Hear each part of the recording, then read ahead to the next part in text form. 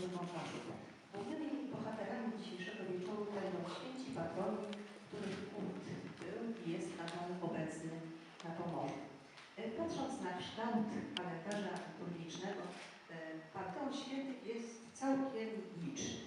Mało kto jednak pamięta, że to właśnie owe patronalne święta wyznaczały niegdyś czas konkretnych czynności gospodarskich, takich jak zasiew, jak żniwa, co w dużej mierze oczywiście zachowało się w dawnych przysłowiach i prognostykach pogodowych.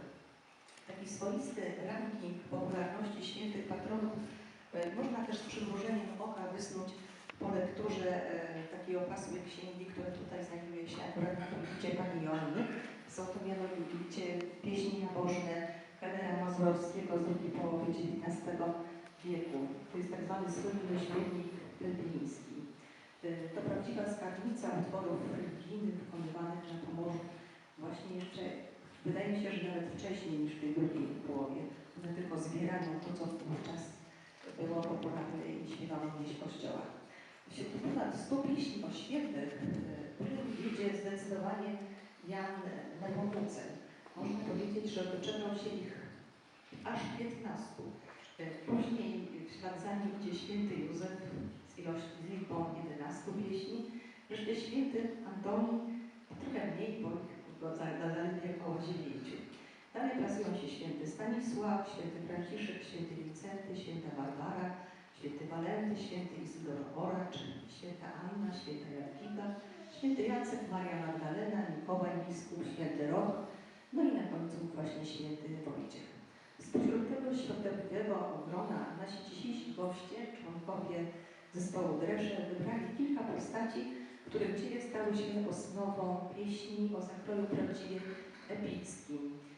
To, co być może nie zawsze wybrzmi w pieśniach, postaramy się z panią Joanną dopowiedzieć jakby na bieżąco.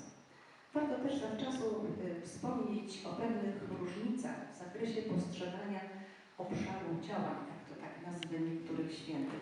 Bywa, że łączą ich wspólne cechy, a zdarza się też, że dzieli wszystko. Mamy też czasami do czynienia nie tylko z zamianą atrybutów, ale przede wszystkim z takim lokalnym rozszerzeniem, że tak to nazwiemy, kompetencji danego świętego.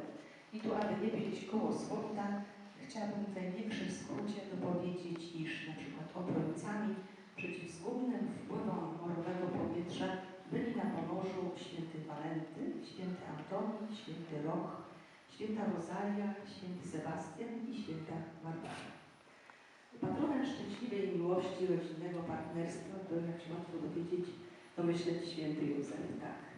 W godzinie śmierci przyzywano świętego Michała Archanioła, aniołów stróżów, świętego Dyznę, świętą Barbarę, świętego Józefa, ale również świętego Antoniego.